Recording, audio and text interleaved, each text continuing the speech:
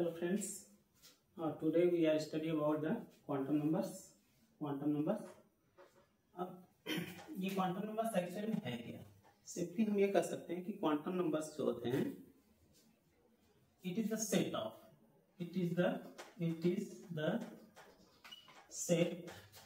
Of four number. इसमें मतलब जैसे फोर नंबर्स का सेट होता है, four numbers which explain the all information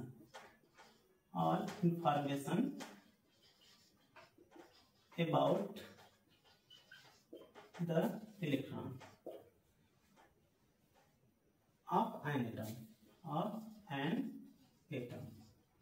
कहने का सेंस ये है कि पर्टिकुलर कोई भी एटम ले लेते हैं, उस एटम का कोई भी एक इलेक्ट्रॉन ले लेते हैं, तो उस इलेक्ट्रॉन के लिए अगर हमको एक चार नंबर, ये जो फोर क्वांटम नंबर्स की बात कर रहा है, अगर वो फोर नंबर्स पता हो जाए किसी भी इलेक्ट्रॉन के लिए, अगर किसी भी इलेक्ट्रॉन के लिए हमको ये फोर नंबर्स पता हो जाए, जिसे हम क्वांटम नंबर्स बोलते हैं, उस पर्टिकुलर नंबर से हम इस इलेक्ट्रॉन की पूरी डिटेल निकाल सकते हैं कि उसकी एनर्जी लेवल क्या है, उसकी पोजीशन क्या है, उसकी सब एनर्जी लेवल क्या है, वो किस ऑर्बिटल में प्रेजेंट है, वो सब हम चीजें जो है बता सकते हैं।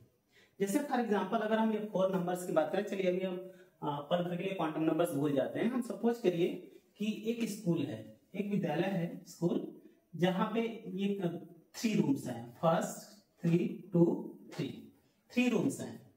यहाँ पे 10th का क्लास चल रहा है, यहाँ पे 11th का क्लास चल रहा है, और यहाँ पे 12th का क्लास चल रहा है।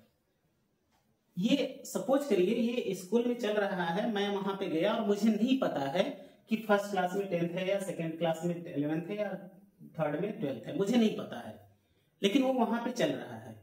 और मैं जब वहां से गुजरा तो मैंने ये देखा कि ये जो फर्स्ट क्लास है, रूम नंबर 1, इसमें कोई सर नहीं पढ़ा रहे हैं, ये बैच जो है खाली है, एक क्लास खाली है, इसमें सर नहीं है, इसमें सर नहीं है। सेकेंड में सर पढ़ा रहे हैं, बच्चे बहुत सिंसियरली पढ़ रहे हैं, और 12th जो थर्ड रूम है, थर्ड रूम में भी सर नहीं है।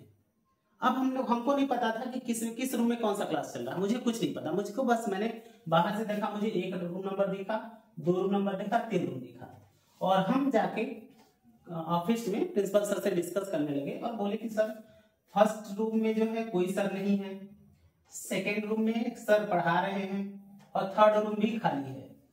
फर्स्ट रूम भी खाली है, सेकेंड रूम में भी कोई सर, सेकेंड क्लास चल रही है, थर्ड रूम में सर नहीं है। जैसे ही हम ये नंबर लेंगे 1 2 3, प्रिंसिपल सर के माइंड में तुरंत ही स्ट्राइक करेगा, क्या? अच्छा, फर्स्ट रूम है, फर्स्ट रूम में इस सर का क्लास है, इस सर का क्लास है, उसमें ऐसे ऐसे बच्चे हैं, ये बच्चा पढ़ने में बहुत अच्छा है। अच्छा, ये जो पीरियड चल रहा है, इस समय है, इस समय में इस सर का क्लास है। सेकेंड में जो है, अच्छा क्लास 11th की क्लास चल रही है, उसमें जो है ये सर का क्लास है, और ये सब्जेक्ट चल रहा होगा। थर्ड रूम में अच्छा 12th का क्लास है, अभी सब नहीं आए हैं, ये क्लास है। मतलब कहने का सेंस क्या है, हमारा कहने का सेंस ये है कि हमने प्रिंसिपल सर को केवल ये नंबर बताया कि क्लासरूम 1, क्लासरूम 2, क्लासरूम 3, मुझे नहीं पता है कि कौन सा क्लास है, उसमें कौन से सर है, मुझे नहीं पता, मैं उस स्कूल में नहीं गया, लेकिन हमने ये नंबर जब बताया, प्रिंसिपल सर के माइंड में तुरंत पूरी इंफॉर्मेशन चलने लगी। जब पूरी इंफॉर्मेशन चलने लगी मीन्स व्हाट, एक नंबर मैंने बताया और उस पूरे क्लास का हिस्ट्री उनके माइंड में चलने लगा। मतलब this is the quantum number. यही क्वांटम नंबर है कि पर्टिकुलर हमको ये नंबर्स पता हो और उस नंबर से हम इलेक्ट्रॉन की पूरी इंफॉर्मेशन रिलीज कर लेते हैं, निकाल लेते हैं, तो उसको हम बोलते हैं क्वांटम नंबर्स। अब ये जो क्वांटम नंबर्स होते हैं, मैंने 4 नंबर्स लिखा है, इसका मतलब है कि 4 टाइप्स का होता है। क्वांटम नंबर्स जो होते हैं वो हमारे 4 टाइप्स के होते हैं। अब 4 टाइप्स के होते हैं तो हम लोग देखते हैं ये 1 by 1।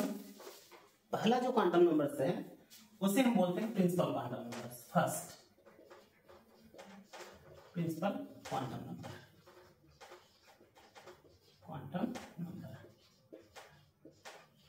प्रिंसिपल क्वांटम नंबर, ये फर्स्ट है। प्रिंसिपल क्वांटम नंबर को जो हम रिप्रेजेंट करते हैं वो स्मॉल n से रिप्रेजेंट करते हैं, और ये जो n होता है ये हमारा जो होता है electron. This explain principal energy level, principal, और इसी को हम बोलते हैं मेन, कह सकते हैं main, principal energy level of electron, मतलब इलेक्ट्रॉन की मेन एनर्जी लेवल को रिप्रेजेंट करेगा। और सेकंड कंडीशन है n जो होता है, n represents number of shell, मतलब ये जो है n की वैल्यू अगर पता हो जाएगी तो हमारा नंबर ऑफ सेल, जैसे n की जो वैल्यू होती है वो हमारा होती है 1 2 3 4 डॉट डॉट डॉट इस तरह से होता है। तो 1 का मतलब हो गया क्या, फर्स्ट सेल किसी भी एटम का, ये हमारा second shell, third shell, fourth shell. इसी को सेल को हम लोग किससे रिप्रेजेंट करते हैं, KLMN। इसका मतलब जो n होता है, जो प्रिंसिपल क्वांटम नंबर होता है, वो हमारे सेल को रिप्रेजेंट कर रहा होता है, जैसे हम लोग KLMN से रिप्रेजेंट करते हैं। वन थिंग हमने कहा कि ये मेन एनर्जी लेवल को रिप्रेजेंट करता है। तो जैसे मान लीजिए हम ये एटम लेते हैं, ये फर्स्ट सेल है, सेकंड सेल है, थर्ड सेल है, फोर्थ सेल है। हम ये first shell, second shell, third shell, fourth shell, हम न्यूक्लियस से जैसे जैसे दूर हटते हैं, जैसे जैसे न्यूक्लियस से दूर हटते हैं, इसकी एनर्जी मान लीजिए ये E1 है, इसकी E2 है, इसकी E3 है, इसका E4 है। तो जैसे जैसे हम न्यूक्लियस से दूर हटते हैं, एनर्जी लेवल बढ़ती जाती है ऑर्बिटल की।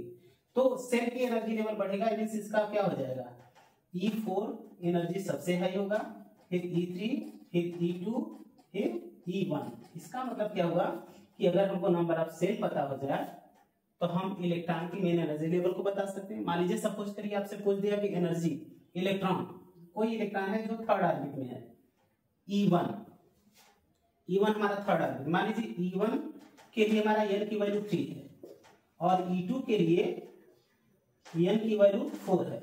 अब हम आपसे पूछ दें कि which one have the high energy, तो n equal to 4, n equal to 3, इसका मतलब this one is the have high energy, means E2 की एनर्जी हाई होगी E1 के रेफरेंस में।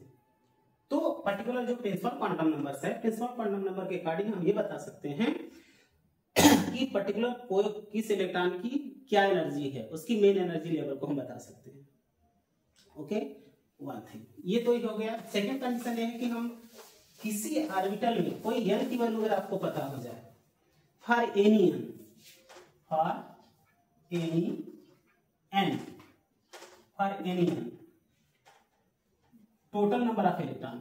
Total number of electron is equal to 2n²।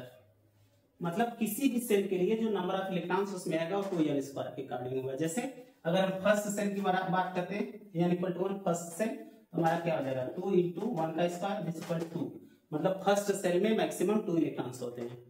अगर हम second cell की बात करें, n इक्वल टू 2 तो दिस इक्वल टू व्हाट, 2 × 2 का स्क्वायर मींस व्हाट 8, मतलब सेकंड सेल में मैक्सिमम 8 इलेक्ट्रॉन्स हो सकते हैं। अगर हम थर्ड इलेक्ट्रॉन की बात करें, n इक्वल टू 3 तो हमारा जाएगा 2 × 3 का square this equal to 18, means third shell में मैक्सिमम 8 इलेक्ट्रॉन हो सकते हैं, और उससे कम तो कुछ भी हो सकता है, लेकिन मैक्सिमम आपका 18 से अधिक नहीं भर सकते आप। तो ये हम पर्टिकुलर किसी भी n की वैल्यू अगर पता हो जाए हमको, तो उसमें नंबर ऑफ इलेक्ट्रॉन टोटल निकाल सकते हैं 2n² के अकॉर्डिंग। तो ये हमारा टोटल प्रिंसिपल क्वांटम नंबर था। इसके बाद जो सेकंड आता है, ये हमारा सेकंड है। अब सेकंड क्या है, अगर हम सेकंड की बात करते हैं तो इसे हम बोलते हैं azimuthal quantum number.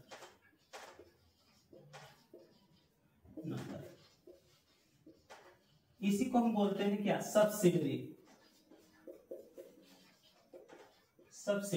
Quantum number, ये भी बोलते हैं क्वांटम नंबर। और इसी को हम एक और टर्म देते हैं ऑर्बिटल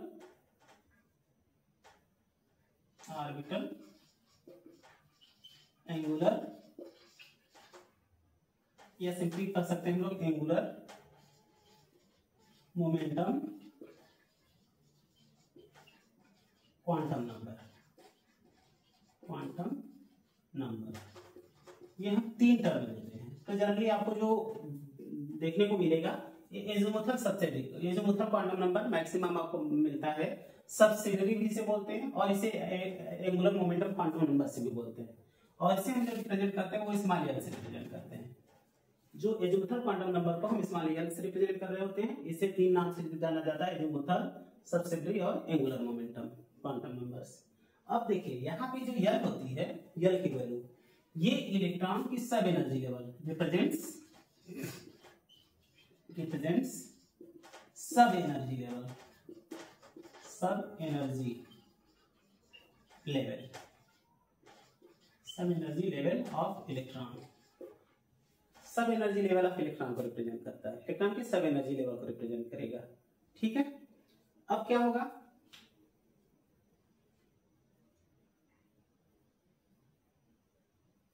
ओके, सब एनर्जी लेवल को रिप्रेजेंट करेगा। और जो एन की वैल्यू होती है ये एन पे डिपेंड करता है, ये एन वैल्यू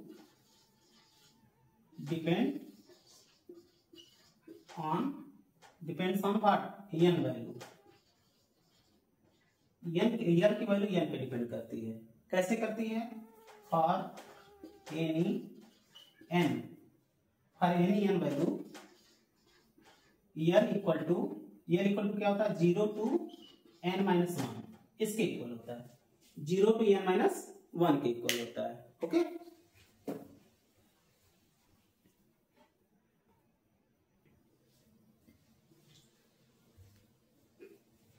हाँ देखिए यहाँ पे जो एन की वैल्यू होती है वो एन पे हमने कहा डिपेंड करता है। कैसे करता है, for any n value of n equal to 0 to n-1। Okay, अब ये कैसे डिपेंड करेगा, कैसे करेगा ये, अब देखिए जैसे सिंपली अगर मान लेते हैं n इक्वल टू 2, अब n इक्वल टू 2 के लिए n की जब वैल्यू निकालेंगे तो क्या होगा, 0 to n-1 होता है। इसका मतलब क्या हो जाएगा, 0 to n की वैल्यू हमने 2 दे रखा है तो 2 - 1 तो क्या हो जाएगा, 0 to 1, इसका मतलब क्या हो जाएगा, 0 1, ये होगा। ओके, अगर n इक्वल टू 4 दे दिया, सपोज करिए अगर n इक्वल टू 4 दे दिया तो क्या होगा, n की वैल्यू क्या हो जाएगी, दिस इक्वल टू 0 to 4 - 1 होगा। अब यहाँ पे क्या हो जाएगा, 0 to 3 का मीन्स व्हाट, 0 1 2 3, ये हमारा n की वैल्यू आ गई। ठीक है, अब देखिए यहाँ पे हमने ये कहा था कि जो ये n की वैल्यू होती है वो सब एनर्जी लेवल, तो सब एनर्जी इन द सेंस क्या होगा, ये सब सेल को रिप्रेजेंट करेगा, सब सेल। और सब सेल का क्या होता है हमारा, देखो एन के लिए ये यस लिखा जाता है, यस ऑर्बिटल होता है, एन 1 के लिए p ऑर्बिटल होता है, और एन इक्वल टू 2 के लिए d ऑर्बिटल होता है, एन इक्वल टू 3 के लिए f ऑर्बिटल होता है। कहने का सेंस है कि अगर यस ऑर्बिटल है कहीं तो उसके लिए एन की वैल्यू 0 होगी, अगर कहीं p ऑर्बिटल है तो उसके लिए एन की वैल्यू 1 होगी, कहीं d ऑर्बिटल है तो उसके लिए एन की वैल्यू 2 होगी, f ऑर्बिटल है तो उसके लिए वैल्यू 3 होगी। तो ये एन की वैल्यू हमारा इस तरह से वेरी करता है। ठीक है, ओके, ये हमारा एन की वैल्यू कैसे डिपेंड करता है, ये हो गया। सेकंड कंडीशन ये है कि ये जो एन की वैल्यू है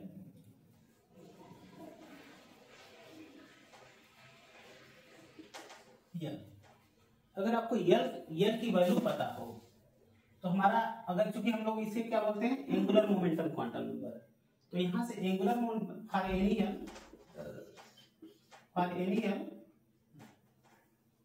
N the angular momentum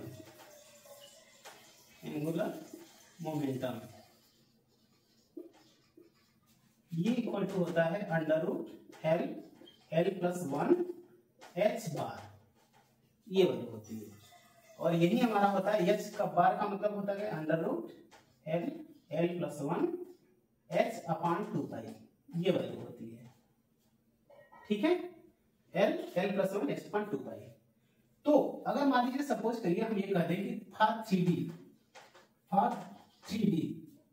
3D orbital question है, for 3D orbital calculate angular momentum. तो कैलकुलेट एंगुलर मोमेंटम क्या हो जाएगा, देखो यहाँ पे क्या है 3D, तो D के लिए n की वैल्यू क्या हो जाएगी 2, मैंने अभी वहां पे बताया n की वैल्यू 2 हो गई, तो D के लिए n की वैल्यू 2 हो गई। हमको ये D फोकस करना है, ये 3 नहीं फोकस करना, क्योंकि ये तो n की वैल्यू है, D के लिए n की वैल्यू 2 आएगी। तो जब D के लिए n की वैल्यू 2 आएगी तो एंगुलर मोमेंटम क्या हो जाएगा, angular momentum this equal to क्या हो जाएगा, एल की वैल्यू 2 है तो under root 2 plus 1 what h upon 2 pi, तो 2 3 6 under root 6 h upon 2 pi ये हो जाएगा। तो इस तरह से हम कैलकुलेट कर लेंगे। ठीक, सेकेंड, अगर मान लीजिए सपोज करिए क्वेश्चन दे दिया कैलकुलेट एंगुलर मोमेंटम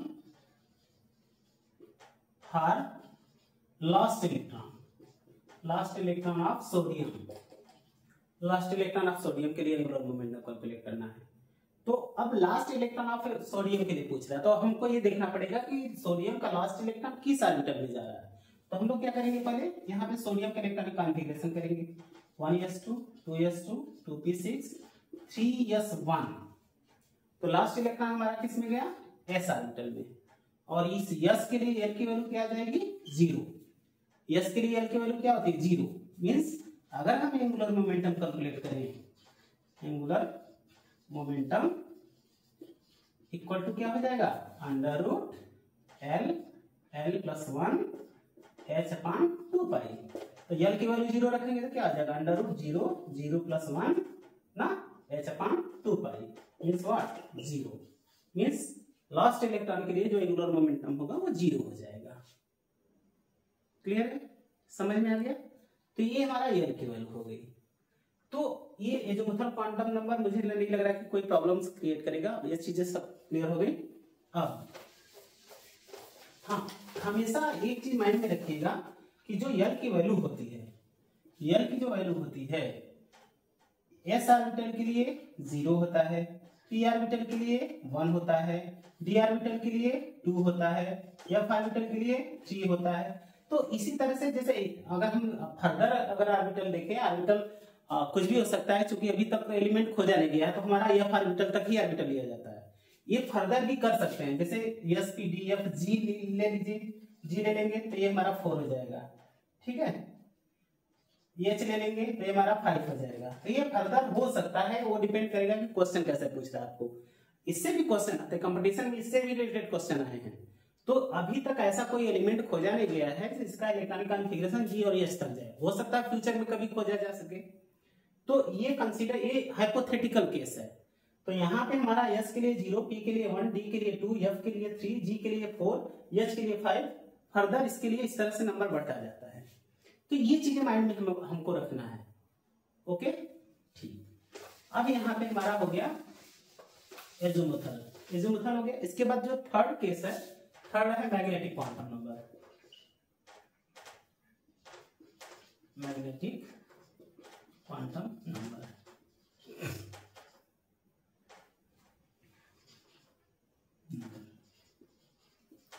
इसे हम लोग रिप्रेजेंट करते हैं स्मॉल m से, मैग्नेटिक क्वांटम नंबर। कहीं कहीं आपको ml भी लिखा रहता है, ml, इसलिए ml लिखा जाता है क्योंकि इसकी जो वैल्यू होती है m की, वो किस पे डिपेंड करता है, el पे डिपेंड करता है। पहले केस। दूसरा केस मतलब ये है कि मैग्नेटिक क्वांटम नंबर जो होता है वो ये होता है कि जो मैग्नेटिक क्वांटम नंबर होता है, इट रिप्रेजेंट्स, ये क्या करता है, रिप्रेजेंट्स ओरिएंटेशन ऑफ ऑर्बिटल की ओरिएंटेशन को रिप्रेजेंट करता है। ओरिएंटेशन का मतलब है कि वो किस डायरेक्शन में ऑर्बिटल है, उस डायरेक्शन को रिप्रेजेंट कर रहा होता है। उसका x एक्सिस पे है कि y एक्सिस पे है कि z एक्सिस पे है, किस एक्सिस पे है, उसकी एक्सिस को रिप्रेजेंट करता है। अभी हम लोग एग्जांपल देखेंगे, लेंगे तो क्लियर हो जाएगा। मैग्नेटिक क्वांटम नंबर जो होता है ऑर्बिटल की ओरिएंटेशन को रिप्रेजेंट करता है, और इसका जो m की वैल्यू होती है, द वैल्यू ऑफ m क्या करेगा, डिपेंड ऑन l। जो m की वैल्यू होती है वो l पे डिपेंड करती है। कैसे करती है, फॉर एनी l m की वैल्यू क्या होगी, -l2 + l और +l2 -l। इन दोनों में देखिए कंफ्यूजन ये होगा कि सर कभी -l2 + l ले रहे हो आप, कभी +l2 -l ले रहे हो, कोई भी ले सकते हो, चाहे +-l2 + l लो, चाहे +l2 - लो, आंसर वही आना है। और जब कॉम्पिटेटिव एग्जाम में जाता है तो ऐसा कोई 4 ऑप्शन में से ऐसा कोई ऑप्शन नहीं बनता कि आप इसको लोगे तो आंसर गलत हो जाएगा, इसको लोगे तो आंसर गलत हो जाएगा। इसको लोगे तभी आंसर वही आना है, इसको लोगे तभी आंसर वही आना है। हाँ, कंपटीशन में ऐसा कोई क्वेश्चंस नहीं बनता है, मतलब ऐसा कोई ऑप्शंस नहीं आता है कि दोनों से इसको लोगे तो गलत हो जाएगा, इसको लोगे गलत होगा, कोई ले लोगे सही होगा। One thing. दूसरी कंडीशन है कि अगर आप 11th के स्टूडेंट हैं तो जब आप एक्सप्लेन करोगे तो आप या तो इसको करोगे या तो इसको करोगे, तो आप लिख के करोगे तो वहां पे कोई प्रॉब्लम नहीं आती है। आप लिख के करोगे कि -L2 + L तो आप -L2 + L रिप्रेजेंट करोगे, +L2 - L तो +L2 - L रिप्रेजेंट करोगे।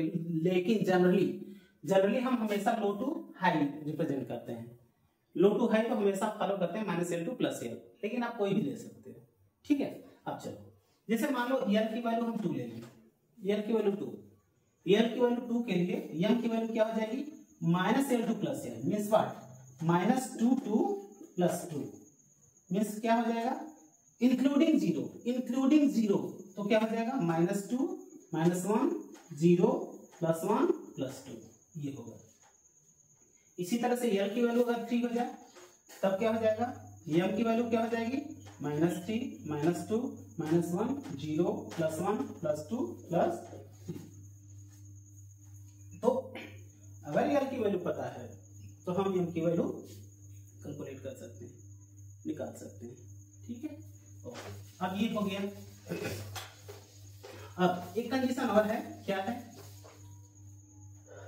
For any L the total value of M, कोई भी L है उसके लिए जो टोटल वैल्यू ऑफ M होगा वो 2L + 1 होगा, 2L + 1 होगा। कैसे होगा चलिए देखिए, हम करें L = मान लीजिए 3 दे दिया, L = 3 दिया तो M की वैल्यू हम क्या लिख रहे थे -3 -2 -1 0 +1 +2 +3 ये लिख रहे थे -L2 + L M की वैल्यू लिख रहे थे। अगर हम टोटल वैल्यू निकालें तो टोटल वैल्यू M की निकालेंगे तो क्या हो जाएगा 2L + 1, तो 2 × 3 + 1 क्या आ जाएगा 7। अब देखो काउंट करो 1 2 3 4 5 6 7 है, ये हमारा 7 वैल्यू आई, यहाँ से टोटल वैल्यू निकाले तो 7 आया। तो यहाँ से हम ये कैलकुलेट कर सकते हैं कि हमारा M की वैल्यू कितना हो सकता है, और यहाँ से देखोगे तो ये 7 आ ही रहा है, यहाँ से भी 7 आ रहा है और यहाँ से भी 7 आ रहा है। तो आप एक कंपाइल्ड वे में हम टोटल वैल्यू यहाँ से कैलकुलेट कर सकते हैं for any L। Clear, okay, ये तो केस हुआ। दूसरा केस होता है कि for any N the total value of M, ये होता है हमारा n² के इक्वल, n² के इक्वल हो जाएगा। जैसे अगर मान लीजिए n = 3 है तो n = 3 है तो M की जो टोटल वैल्यू आएगी वो आएगी n² मींस 3 का स्क्वायर = 9। अब देखिए ध्यान से n = 3 के लिए M की वैल्यू क्या है 9। क्लियर है, अब हम इसको जो है एक्सप्लेन करके देखते हैं। ठीक है, कैसे एक्सप्लेन करेंगे ध्यान दीजिएगा। यहाँ पे हमने कहा n = 3 के लिए M की वैल्यू n² आई और 3 का स्क्वायर किया 9, तो n = 3 के लिए 9 है। अब हम लोग इसको थोड़ा सा एक्सप्लेन करते हैं ऐसे, जैसे देखिए हमारा n = 3 आ गया, n = 3 मैंने दिया था। अब देखिए अगर n = 3 के लिए L की वैल्यू देखेंगे L, तो L की वैल्यू n = 3 के लिए क्या होगा 0 to n - 1, इसका मतलब 0 to 3 - 1 0 to 2 मींस 0 1 2 ये आएगा, मींस क्या 0 1 2। ये किसकी वैल्यू आ गई L की वैल्यू आ गई। अब L की वैल्यू आ गई तो M की वैल्यू निकालिए, 0 है तो ये क्या आ जाएगा M की वैल्यू अगर निकालेंगे तो कैसे निकलेगा -L2 + L, ये आएगा -L2 + L। तो 0 के लिए चाहे माइनस लिखिए चाहे प्लस लिखिए कोई फर्क नहीं पड़ता, M की वैल्यू 0 हो गई। 1 के लिए क्या हो जाएगी 3 वैल्यू आएगी, क्या क्या आएगी -1 0 +1 आएगा। 2 के लिए क्या आ जाएगा देखिए 2 के लिए क्या M की वैल्यू आएगी -2 -1 0 +1 +2। क्या आएगा?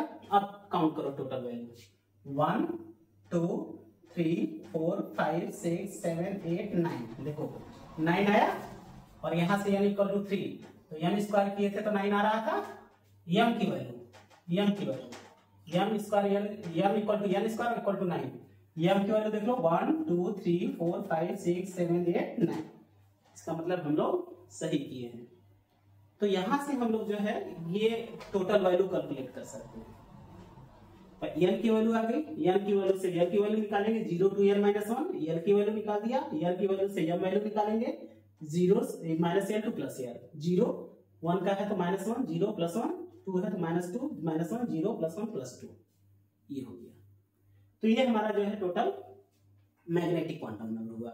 वन थिंग, अब जैसे मान लीजिए सपोज करिए l की वैल्यू हमारा 1 है। हम पहला जो स्टेटमेंट दिए थे कि मैग्नेटिक क्वांटम नंबर जो होता है वो ऑर्बिटल की ओरिएंटेशन को रिप्रेजेंट करता है, ऑर्बिटल की डायरेक्शन को रिप्रेजेंट करता है। अब देखिए l इक्वल टू 1 है, तो ये l इक्वल टू 1 के लिए m की वैल्यू क्या आ जाएगी? -1 0 + 1, ये हो गया। अब चलिए देखिए l इक्वल टू 1 के लिए ऑर्बिटल कौन सा होगा? l इक्वल टू 1 के लिए हमारा p ऑर्बिटल होगा, क्योंकि l इक्वल टू 0 के लिए क्या होता है? यस।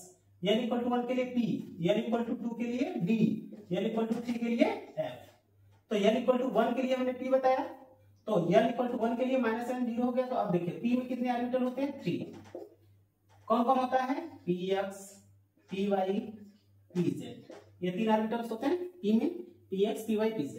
अब देखिए ये -1 हो गया, यहाँ पे ये 0 हो गया, ये +1 हो गया। इस तरह से अरेंज करेंगे। अब देखिए अगर m की वैल्यू 0 है तो कौन सा ऑर्बिटल आ रहा है? px। m की वैल्यू 0 है तो ये हमारा py हो गया। m की वैल्यू +1 है तो ये pz हो गया। तो अगर m की वैल्यू -1 है तो हमारा px ऑर्बिटल आएगा, m की वैल्यू 0 है तो py, m की वैल्यू 1 है +1 है तो pz। Means what? अगर हम इसका देखें डायरेक्शन तो px हो गया, y हो गया, z। तो x का डायरेक्शन ऐसे है, मींस क्या? इसके लिए ये -1 है। py का डायरेक्शन ऐसे है, इसके लिए 0 है। z का ये है आपका ऐसे है, इसके लिए +1 है। तो यहां से अगर m की वैल्यू पता हो तो हम ऑर्बिटल के ओरिएंटेशन, हमने बताया था ना डायरेक्शन, ऑर्बिटल की डायरेक्शन को बताता, तो यहां से ऑर्बिटल की डायरेक्शन को बता सकते हैं। तो ये टोटल आपका जो है मैग्नेटिक क्वांटम नंबर रहा। इसके बाद जो लास्ट है आपका spin quantum number.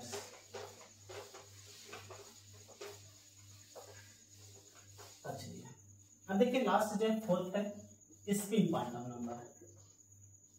Spin quantum number,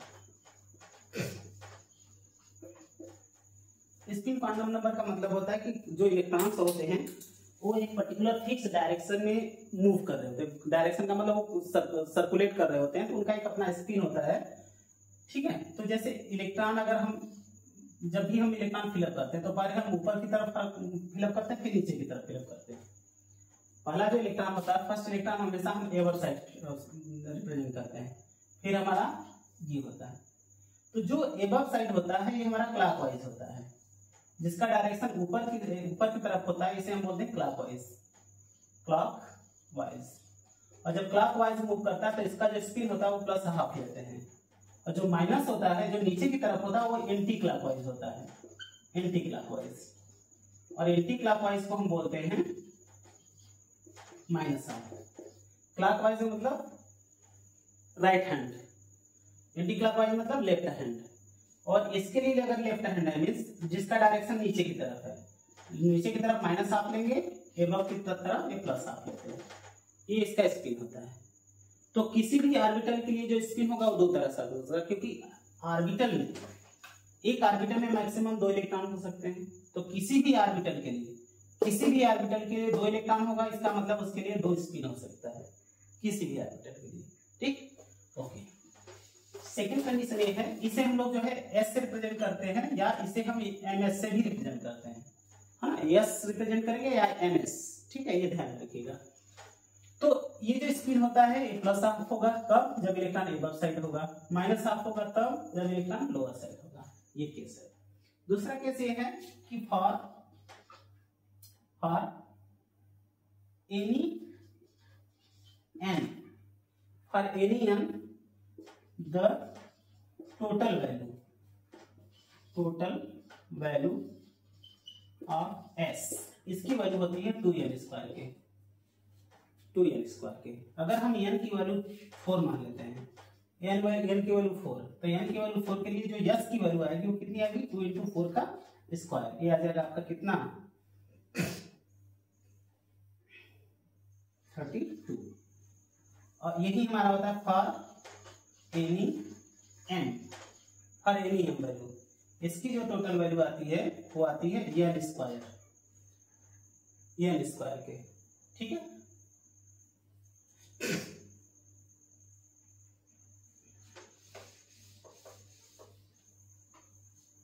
okay, इस तरह से जो हम लोग जो है इसको कैलकुलेट कर लेते हैं।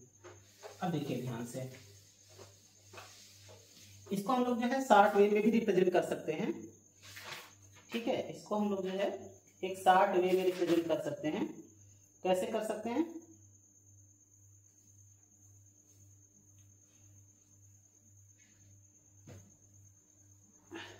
देखिए यहाँ पे क्या है, n है, a l है, यहाँ पे m है, a s ऑर्बिटल है।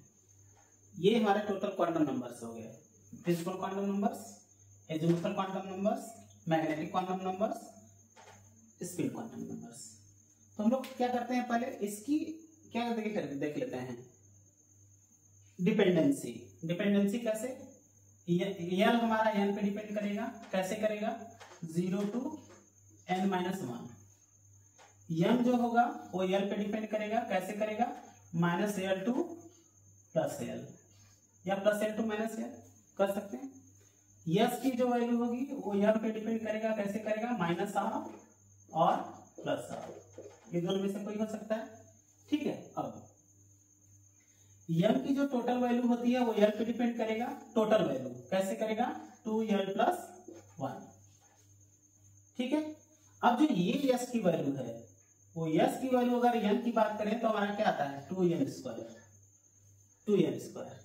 ये होगा, क्लियर है, 2n स्क्वायर। तो इस तरह से जो है हम पर्टिकुलर एक शॉर्ट वे में देख सकते हैं कि कौन किस तरह से किस पे डिपेंड करता है।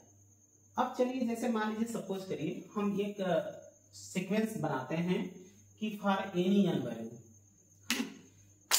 n = 4 के लिए हम सभी जो क्वांटम नंबर्स कैलकुलेट कर रहे होते हैं।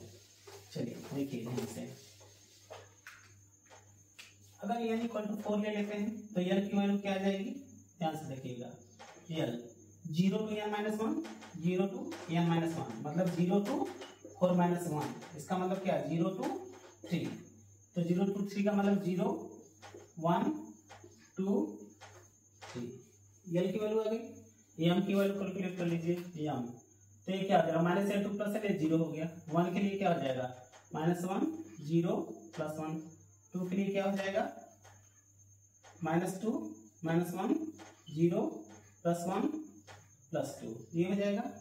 3 के लिए क्या हो जाएगा, -3 -1 -2 -1 0 +1 +2 एंड +3।